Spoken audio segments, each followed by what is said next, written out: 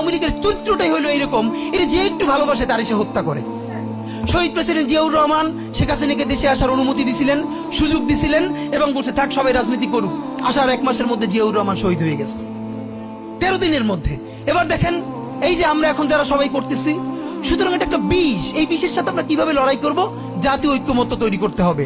সুতরাং political party এবং সবার প্রতি একটা কথা, প্লিজ আপনারা বিএনপিকে শতভাগ কর্নার করে দিয়েন না। বিএনপি এই আধিপত্যবাদ বিরোধী লড়াইয়ের জন্য আমাদের একটা বড় শক্তি। এই শক্তিকে এত বেশি কর্নার করা যাবে না যাতে তারা গিয়ে আওয়ামী লীগের হাত ধরে ফেলে।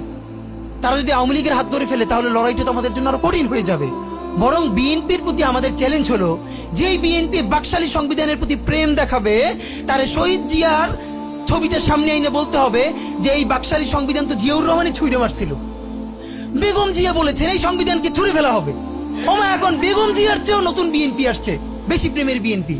যেই শহীদ প্রেসিডেন্ট জিয়াউর রহমান ইসলামোফোবিক জায়গা থেকে বাংলাদেশের মুসলমান, বাঙালি মুসলমান সব আইডিয়াকে ধারণ করে বাংলাদেশে জাতীয়তাবাদ তৈরি করলেন।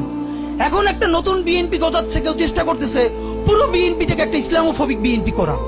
এ কি ভাই, ইসলামোফোবিক বিএনপি সে কোথায় যাবে? সে কি দিল্লি যাইতে চায়? আমরা আমাদের প্রথম চ্যালেঞ্জ হলো স্বাধীনতা সার্বভৌমত্ব রক্ষার স্বার্থে এই বিএনপিকে শহীদ জিয়ার কাছেই রাখতে হবে, এই বিএনপিকে বেগম জিয়ার কাছেই রাখতে হবে। নাম্বার 2, আমাদের সামনের নির্বাচনে ম্যান্ডেট কি হবে এইটা সুস্পষ্ট। জুলাই সনদের ভিত্তিতে যদি নির্বাচন না হয়, এই নির্বাচন আপনারা চাইলে করেন, আমরা কেউ ভোট দিতে যাব না। নাম্বার 3, সেই নির্বাচনের পরে সংসদের ম্যান্ডেট কি হবে? সংসদে জুলাইয়ের বর্তমান সনদে যেটা স্বাক্ষরিত হবে সবার ঐক্যমত্যের ভিত্তিতে, এটা নির্বাচনের আগে মানে সংবিধান সংশোধন করা ছাড়াই অধ্যাদেশের বলে বলে যেটা করা সম্ভব সেটা আগেই করে ফেলতে হবে এবং তাকে দিয়ে নির্বাচন করাইতে হবে।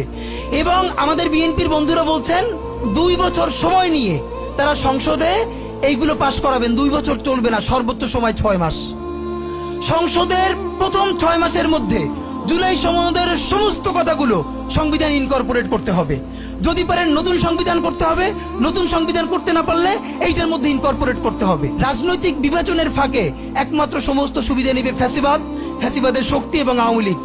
আমরা আমাদের জীবন থাকতে বাংলাদেশের মাটিতে ভারতীয় আধিপত্যবাদ থেকে শুরু করে আর কোনো বিদেশি আধিপত্যবাদ, হাসিনা এবং ফ্যাসিবাদকে মেনে নিব না। এবং আমরা যদি শহীদ হয়ে যাই, আমাদের সন্তানেরা লড়বে, তার সন্তানেরা লড়বে। কিয়ামত পর্যন্ত বাংলাদেশ নামক জমিন যতদিন বেঁচে থাকবে ততদিন পর্যন্ত আজাদির সন্তানেরা লড়াই করবেই করবে। ইনকিলাব জিন্দাবাদ।